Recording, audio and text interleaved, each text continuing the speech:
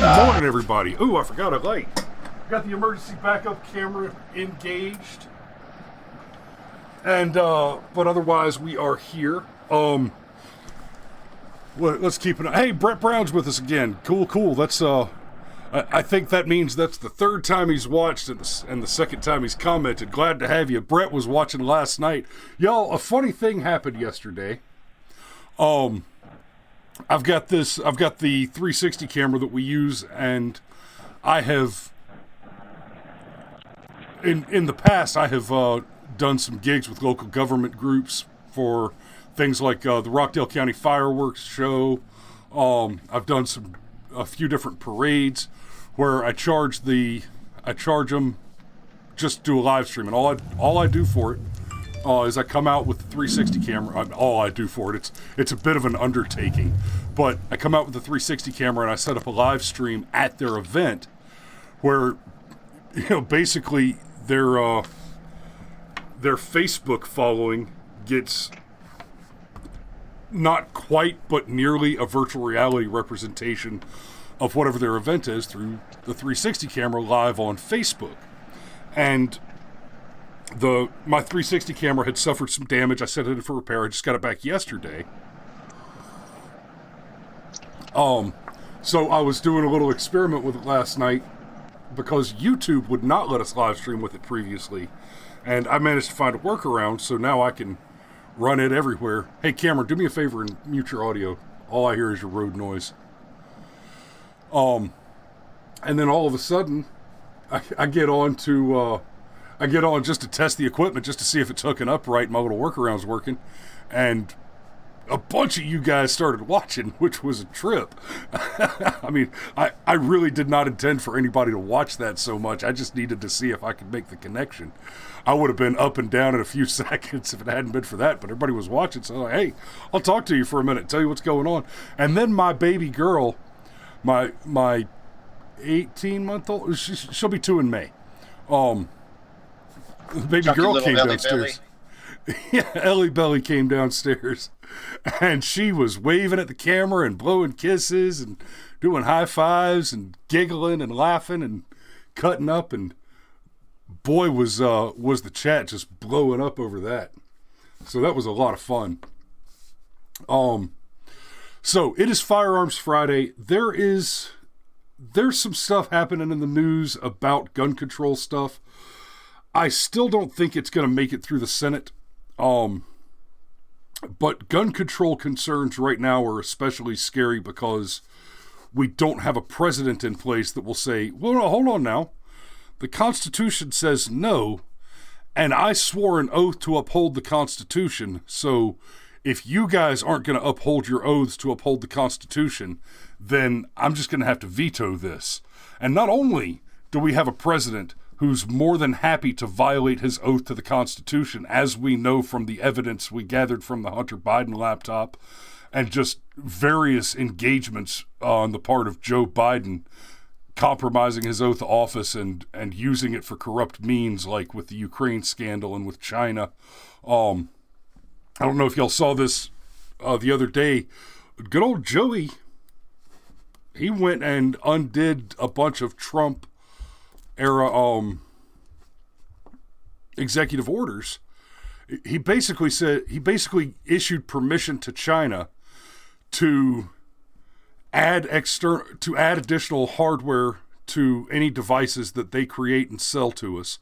And what that means is China is now allowed, by executive order from President Joe Biden, to put spying devices into your whatever they make over there. So if you have a device that comes from China, it means that China gets to listen to everything you're saying. Now, for the average citizen, being vulnerable to an espionage intelligence community is really, let's be frank, it's really not that big a deal. As the average citizen, you're not a valuable intelligence target. But we're talking about China. Okay? So in the United States, there are criminal gangs, like identity theft rings.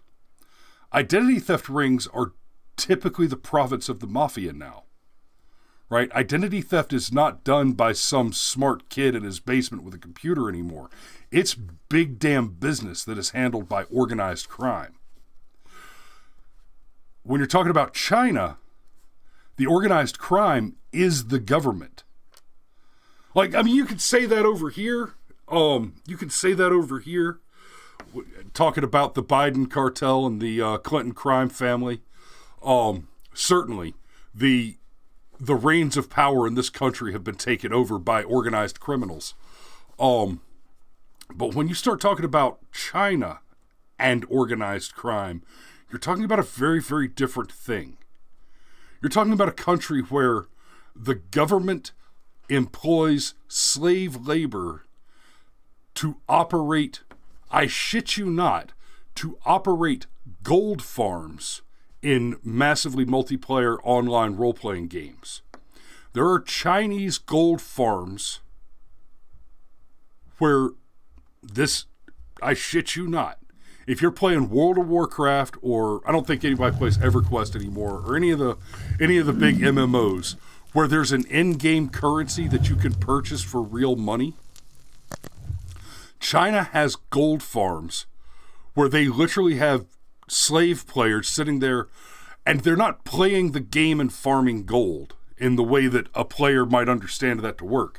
They're sitting at a set of computers operating multiple automated accounts. So they're playing the game and farming gold, but what they're really doing is they're controlling a bunch of bots who are farming gold. So one player might be 100 bots farming the gold so that they can farm several million gold per day and then sell it on eBay and the like to the United States. Now, frankly, as far as a big deal criminal conspiracy goes, I'd put that one toward the bottom of the list. It's shitty because for people who play the game, people doing that screws. I hadn't even intended to talk about this, just as an example of what China is. But for people who play those games, all that gold farming crap, it screws up the in-game economy, which means that in-game prices are higher, and earning the gold, like if you want to play the game and get the gold so that you could buy the goodies through playing the game, that's much harder to do because there's an outside influence artificially altering the free market economy in the game. Sound familiar? So on the list of horrific crimes, that one probably falls toward the bottom, except consider what kind of a government organization is doing that, and then ask yourself, what won't they do? Right. They won't close the city of Wuhan during a pandemic to international travel. No, of course not. Once you start pulling the trigger, you don't put the safety on it until everybody's dead. That's not complicated. So we're going to take a quick peek at this article from Fox News, and then we're going to get into regular old. I'll go ahead and throw the counter up there so you hold me to it. We'll get into our regular old Firearms Friday show. So, gun control bill from Rep. Sheila Jackson Lee would create national firearm registry and requiring licensing. The bill would make it a crime to possess a firearm or ammunition without the new license. Now remember, Sheila Jackson Lee is the one that believes that an AR-15, which fires this .556 round, actually fires a .50 caliber round. Okay? Sheila Jackson Lee thinks that this comes out of a weapon whose barrel is not this big around. Lindsay says we need an overall counter to add all the Firearms Fridays. Ooh. You know, let me think about that. I could do that. FF total counter. No, what we really need, Lindsay, is for some money to start coming into the channel for Firearms Fridays. And whenever somebody wins one of the accomplishment badges that we're developing, we send them a white hat. That would be awesome. It's like, oh, you you got a DRT on Firearms Friday? We'll mail you a white hat. So, Rep. Sheila Jackson Lee has proposed a gun control bill that would create a national firearm registry, set a minimum gun ownership age at 21, and both require licensing and psychological evaluations. We've already talked about this a bit.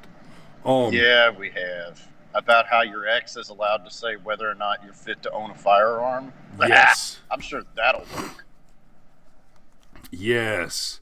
The proposed Sabika Sheikh Firearm Licensing and Registration Act would make it a crime to possess a firearm or ammunition without the new license or sell one to someone who doesn't have the license.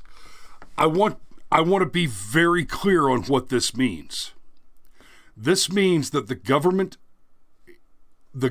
will create a law which makes you a criminal if you do not take a particular action.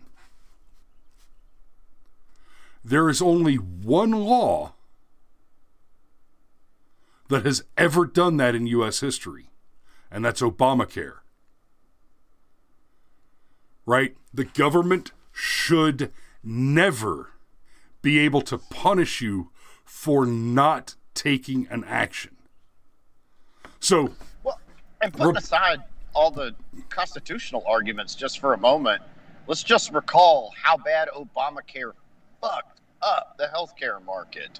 How many people, raise your hand in the chat or whatever, saw their premiums double and their deductibles triple? I know I damn sure did. Hey, newsflash, if I had the $7,500 for a deductible, I probably would not need health insurance in the first damn place. Just saying. And it will have a similar effect on everything that's associated with firearm ownership. And I think that's even part of the back door, just like Obamacare was a back door to single payer. This is a back door to all sorts of nasty shit with regard to guns, because it will so disrupt the economy around firearms. There will be no choice but for the government to fix it. Now, of course, the government made the problem in the first damn place, but we're not going to talk about that. Yeah, we're not coming for your guns. That sounds a hell of a lot like there won't be any death panels. Oh, really? Let me be clear. If you like your doctor, you can keep your doctor. And here's the thing about a law like this. Now, we're in Georgia. Thankfully, in the state of Georgia, the Georgia state constitution makes it a crime for the Georgia government or any of its subdivided municipalities or cities to create anything resembling a firearms registry. And make no mistake, there's only one reason to create a national registry. It's a hit list. It's a target list, so that these people can send jackbooted thugs to your house to take your firearms. Now, it wouldn't be a terrible stretch of logic to say, this woman supported defunding the police through the BLM movement. I think what she's really trying to do is she's trying to get a bunch of policemen shot. And I want you to notice I did not use the word murdered in this context. The law may argue with me, but morality cannot. If you come to seize my property by force, and I defend my life, liberty, and property with lethal force, then what I have done is not murder.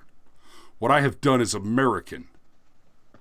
And if you believe differently, if you believe differently, and you wear a badge, or in any other way have taken the oath of office to uphold and defend the Constitution, you are a traitor and should be hanged. Well, there's that whole pesky Fourth Amendment thing. Well, wait a minute. If you want to seize or search my property, I could have swore you need this like magic piece of paper first. But they can circumvent that. It's funny. This funny little thing called due process of law. I mean, there's a reason why in like every police procedural ever, somebody like literally almost once an episode says, "Do you have a warrant?"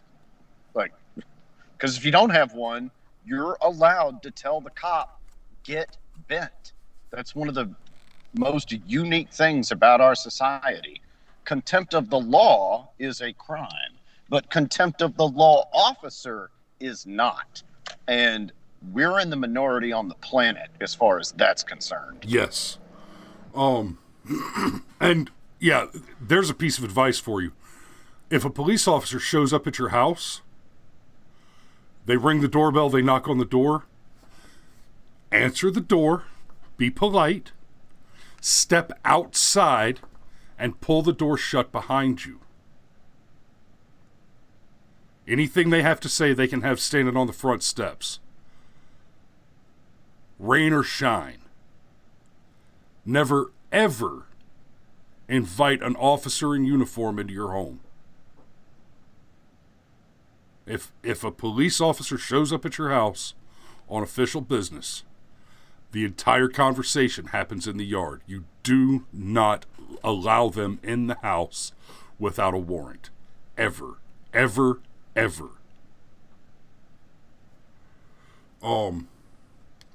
Yeah, and Lindsay, I like Isaac. I support the police. I support the idea of the police generally. But I'm not a big fan of cops. And it's not to say that all cops are bastards. I'm not an ACAB leftist BLM nut. But I have had enough bad experiences and seen enough bad stories with police officers.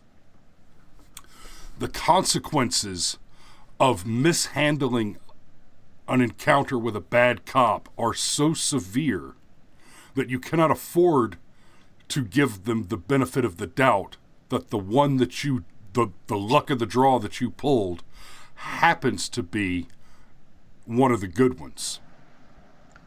You know, Papa Sheepdog, my dad was a cop for years. That's why we refer to him as Papa Sheepdog.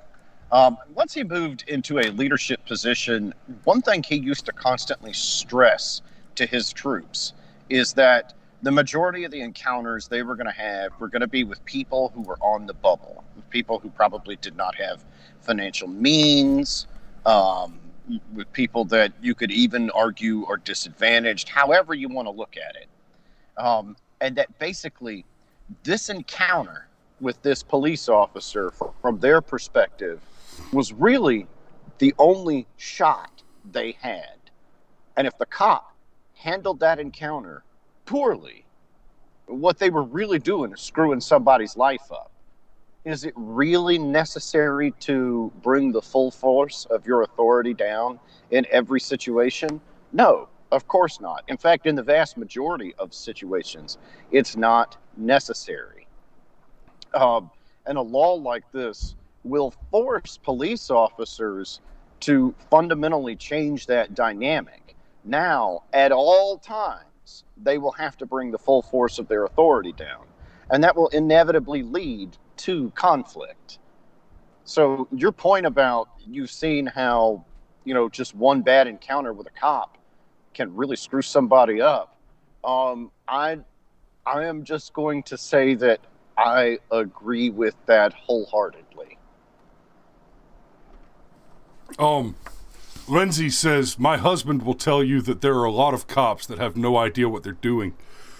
I have, and I might need to do a video about this in the future soon. I've been watching lately a lot of First Amendment audits and occasionally Second Amendment audits. There's two channels I really like. The Amagatsett Press with Jason Grossman, I think his name is, and Audit the Audit.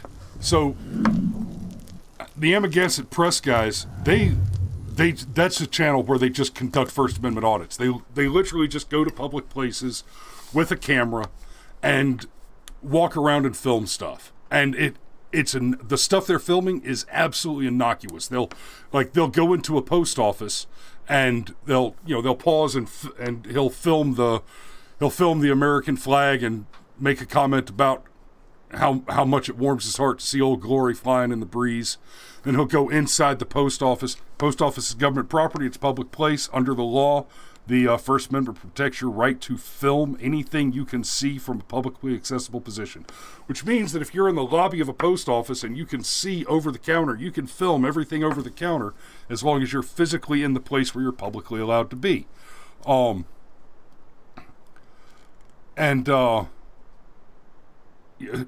It's really, really innocuous. He goes in the front door of the post office, and usually the first thing and it's not always post offices, but the first thing he usually does when he goes into the post office is he looks for poster 7. Poster 7 is a poster with all the rules of the post office on it. And it's supposed to be posted at every U.S. post office. So one of the first things he does is he goes and looks at that, and he points to where it actually has language in it that explicitly permits you to film. Because the post office had some trouble with running into First Amendment auditors in the past, and the Supreme Court smacked them for it. Rightly so. And some of the encounters go very well, but often somebody will call the police and say, he's filming me and I don't want him to. Okay. I mean, are you in your private home? Here's the thing. When you go out into, there's an operative word here, public, the courts in every case related have held that at the barest minimum, you have a diminished expectation of privacy when you are in public. You can't sit in a mall, I mean, obviously, the malls were dying before the COVID, but let's just use that as a crowded example. Remember when we had these things called malls? There was a food court. You might sit down with your buddy and get lunch. Say, I don't know, Steve, when we used to walk over to Discover Mills while we were building a Johnny Carino's. There's 1,500 people milling about the food court. You grab some chow from, maybe you grab some raw fish or the Lord's chicken, and you sit down and you're chit-chatting. Guys, I hate to tell you, but I don't care what you're talking about while you're chit-chatting in a mob of 1,500 people. If you're at a ball game, you're at the mall, or you're at a movie theater, if you're surrounded by people and you're just having a chit-chat with your buddy, you do not have a reasonable expectation of privacy. So if you share some deep, dark details and it gets out and it gets back to where it shouldn't be, that's on you, buddy. That's on you. It is your responsibility. The onus of your privacy is on you. Just like the onus of your personal self-defense is on you, because you cannot rely, you can never, and I mean unequivocally never, without exception, rely on a police officer to come to your defense when you are facing a physical threat. Now, it is possible that a good man happens to be a police officer and happens to see the event in action and happens to intervene, but he has no duty to do so. The Supreme Court has held this on several occasions. The one that I usually go back to is the Gonzalez versus Castle Rock, I think is the name of it. And that's one where a woman had a restraining order out against her ex-husband. He came to the house. She called the police. He killed her children when the police failed to arrive. She sued the police department, and the Supreme Court showed that there is no duty to interfere or to protect. If you're being mugged and raped on the street by men with guns, the police are not required. It is not their job to stop that crime from happening. It is their job, after the crime has occurred, to investigate it, gather evidence, build a case, hand it to a prosecutor, and hope that justice is done. But they are in no way when you hear the phrase crime prevention associated with police officers, it's a fucking lie. Wear a damn gun. Because nobody else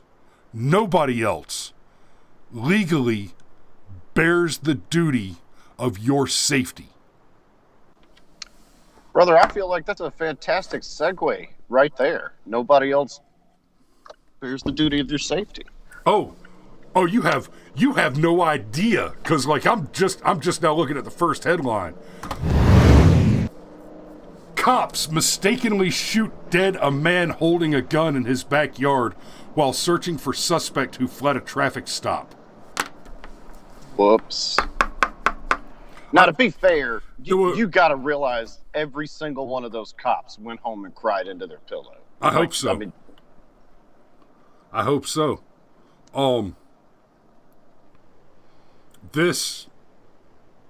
Okay, so let me just remind y'all how we do this. I just pull up everything that says it's a DGU case or related to DGU cases. I don't even read these headlines before we get started. It's a little tricky, of course. I can't help but skim some of the headlines. But I haven't read these articles. I haven't read the headlines before we get started. Part of the point is I read the articles and the headlines to you guys, and then we score them. So I try not to read them as much. I didn't even realize this was about to be it. I closed the other article about the Sheila Jackson Lee paper and had this ready to rock and roll. So, man, after the conversation we just had, this is... Cops mistakenly shoot dead a man holding a gun in his backyard while searching for suspect who fled a traffic stop. Idaho Falls police officers looking for a possibly armed suspect hiding in residential neighborhood shot and killed a homeowner in his backyard. Police said the victim was dressed in a black shirt like the suspect and was armed with a gun on his property. The incident took place early Monday after sheriff's deputy attempted to pull over a car for a broken taillight, prompting a passenger to flee on foot. Okay. Everything in the world is wrong with this already. Okay, the passenger fleeing on foot, that's incredibly suspicious. And in a court case that you attempted to flee can be used and construed, and I think reasonably so, as at least an element of the guilty mind. Right? Yeah, we discussed this with the Ahmaud Arbery case. It requires some context, but if you see somebody fleeing the scene of a crime, it is not unreasonable to think they had something to do with that crime because they are running away from it. Right, and when you take something like fleeing the scene, fleeing from authorities, when you're considering you have to be considering the totality of evidence. So you need evidence other than he was fleeing the scene to tie someone to a crime. But when you start considering the totality of the evidence and you're trying to prove the case that someone committed a crime, there are two elements to a crime. There's the mens rea and the actus rea. There's the guilty act, let's say murdering someone, and there's the mens rea, the guilty mind. Right? So that you committed homicide is not equal to you committed murder. If you actually killed a person, that's the actus rea. But if in the defense you can prove that the person was an imminent threat to your life and you were defending yourself, then you do not have a mens rea. You do not have a guilty mind, because at no point did you is it that you, with malice of forethought, intended to cause the end of this person's life for the purpose of causing the end of this person's life? You don't have the mens rea in that self-defense case because you have a perfectly justifiable reason in your own self-defense to have ended the life of the person who would have otherwise ended your life, right? So when you start talking about somebody fleeing on foot, that speaks to the mens rea. That speaks to the guilty mind. Basically, it means that the person knows they were wrong. It's like when you come into the it's like when you walk in your kid's bedroom at 11 o'clock at night to make sure that they haven't died in their sleep by rolling over and swallowing a My Little Pony, and you catch them under the covers with the iPad. Well, they're under the cover with the iPad because they know they're wrong, Penelope. So, are there any more details in this article? Because so far, it just seems like one of those, like, modern-day Greek fucking tragedies. Oh, brother, I ain't even got to the article yet. I'm reading the bullet points at the top summary. Police later learned the suspect was wanted on warrants, including felony battery on an officer. Witnesses reported he was armed. An officer spoke to a homeowner about the manhunt, and that same person was later shot and killed by police. Damn! The real suspect, Tanner Shoesmith, 22, was later found hiding in a shed in a nearby backyard. So does felony murder apply here? That's a good question. His commission of a crime led to the death of someone else. Wow, this is an uncharacteristically long article for a DGU. An Idaho Falls man was shot and killed by police officers in his own backyard after being mistaken for a suspect. The fatal officer-involved shooting took place in Idaho Falls early Monday morning as police scoured a residential neighborhood in search of a man with a history of violence against law enforcement who was said to be armed. There are no words to express how heavy our hearts are today, said Chief Bryce Johnson. This situation is devastatingly tragic for the family, for the officer, and those that love and care about them. We all feel the weight of what has occurred today.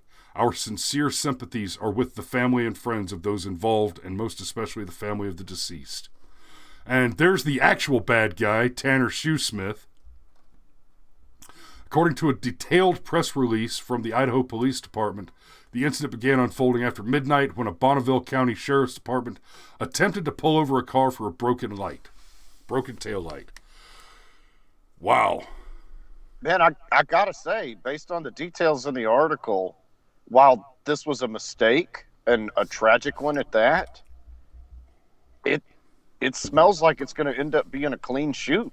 The actual bad guy had felony warrants for violent crimes, and there was a misidentification, and the person they shot was armed. I mean, it's awful, but this really strikes me as one of those things where, you know, if 700 monkeys typed on 700 typewriters for 700 years, one of them would write Othello. Like, that's just what this looks like to me. Whoa. Maybe Hamlet. But, anyway. Damn, man, that's... Yeah, started this one off on a downer note. Right? I can't even give that... I mean, do we call that a BRM? I don't know that there's a score for that. Maybe we need a fourth column for just what the fruck. I mean, F-R-U-K. Yeah, what the just fruck. Straight up fail. The fourth column for fail. Let's make a note. Because that actually takes a little bit of doing technologically.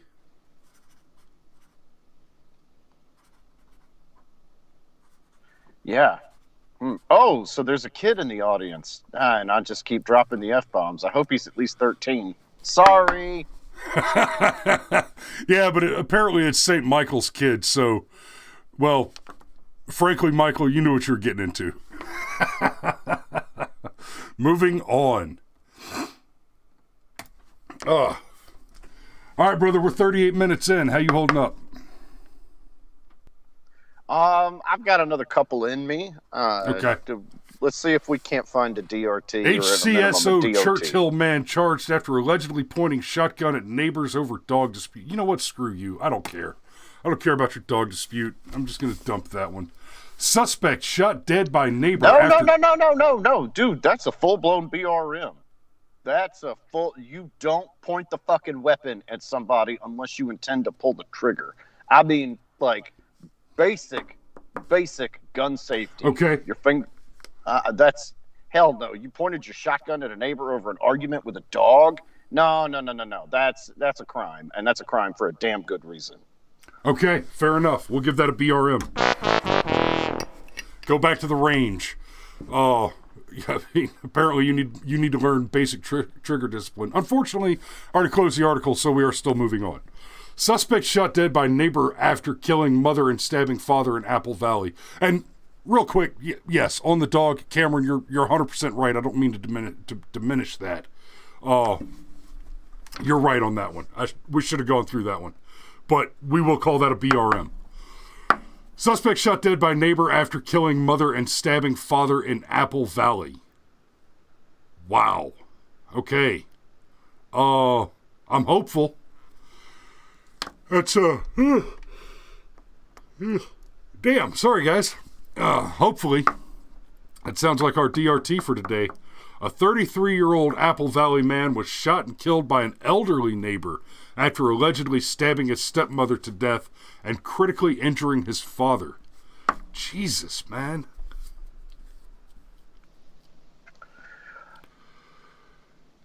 Wow. So is that DOT or DRT? It says shot and killed by an elderly neighbor. Arriving deputies found a male and female deceased near the front of a home and a third person laying in the street suffering from apparent knife wounds. Homicide detectives determined the suspect, Jeremy Koger, was at the home of his father and stepmother, identified as Jerry Koger and Lorraine Corral. For reasons still unknown, he attacked them with a knife. According to a sheriff's... This is DRT. I'll hit the score in a minute. According to a sheriff's news release, both victims ran outside and sought help from neighbors, and Jeremy left the location. While neighbors called 911 and assisted Jerry and Lorraine, Jeremy returned and began attacking Lorraine again with a knife. A neighbor ran into his home, armed himself with a gun, and yelled at Jeremy to stop, but he continued stabbing Lorraine. At the time, the neighbor, an 84-year-old man, shot Jeremy and stopped the attack. The neighbor was shaken, but not injured. That's a DRT, baby. Yeah, well, that's an absolutely awful set of circumstances. I mean, just damn. But good guys with guns never save the day, right? Right? My mom just commented, remember the asshole next door neighbor at the lake? I do. And so my family, we have a lake house, and we used to have this neighbor who was an Air Force officer, and he would remind us that he was an Air Force officer, and the rest of us be like, yeah, well, we served in the military, so I don't know what you did with your life, Chair Force, shitbag. But this guy would come out screaming and cursing and shouting all kind of nasty words at my cousins and my aunts and uncles, and threatened to take a weapon and kill somebody, more than once, I believe. And I don't mean to. I'm not trying to make myself sound like a badass when I say it like this, but it's probably for the best. I never had one of those interactions with the guy, and that's probably also not by accident. You see a great big scary dude out in the yard, and maybe today's not the day you run over and call some random woman that might be his wife or sister or cousin the C word in front of him. Maybe you save that for when the giant scary man's not right there, because you're the kind of guy who joined the Chair Force instead of serving in the United States military. But I never actually had an encounter with the guy, and then I think his wife's brother died or something, and they inherited another house, so he sold that one and moved, and that's probably for the best. But I mean, I mean, the guy was out in the yard with a gun making threats a couple times. And just, people are assholes. People so stupid. People so dumb. Mom said he did pull a gun on Lee and the boys and was arrested, but charges were dropped. Yeah, my cousin Lee, he's a big, strong man. He's nearly as tall as I am, but Lee's missing a leg. He's a very different position on the threat index there. And for that son of a bitch to take advantage of that and to threaten them, thanks for bringing that up, Ma. I'm still stewed about that one. That son of a bitch. But we got our DRT. We did get a DRT in. We're 45 minutes in. You got another one or two in you there, Cameroon? No, I'm going to have to call it right about there, buddy. Sorry. I wish I could keep going. All right. Well, if you want to go ahead and hang up, I will handle the safety brief without you. So, all right.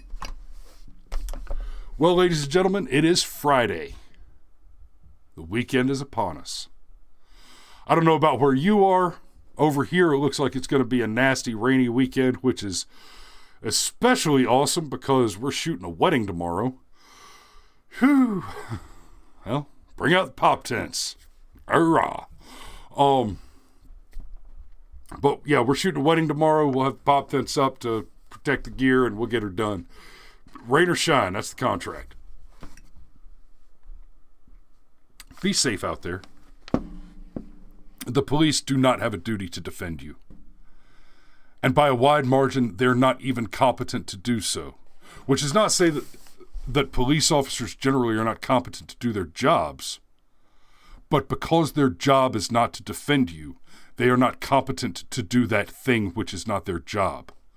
They are not competent and cannot be trusted to keep you safe. Because when seconds matter, the police are minutes away. The rapper Tom McDonald did a song recently. He dropped two new ones last week or week before. One of them's called Fake Woke and one of them's called Canceled. And I don't remember which one it's in, but he says call the cops and order food and see what gets to you first. Like, yeah, that's yeah, when seconds matter, the police are only minutes away. Right? Most places, the response time for a police officer is around 5 minutes. Right? And if you're in a busier city, it's probably more than that. And Brett Brown says cops are not there to protect. They're arriving after the situation. That's correct. The job of police officers is not to prevent crime. The job of police officers is not to stop crime in progress. Every now and then one gets lucky, but the job of police officers is to go out and punish crimes which have already been committed. Don't forget that. So, stay strapped, go heels, get out there in the world, have a good life, be happy. It's the weekend. Don't drive drink, don't fry bacon naked, sex, drugs, rock and roll, farm animals, and videotapes. Oh, and firearms. No two at the same time, people. Y'all be safe, we love you, and we'll see you Monday morning.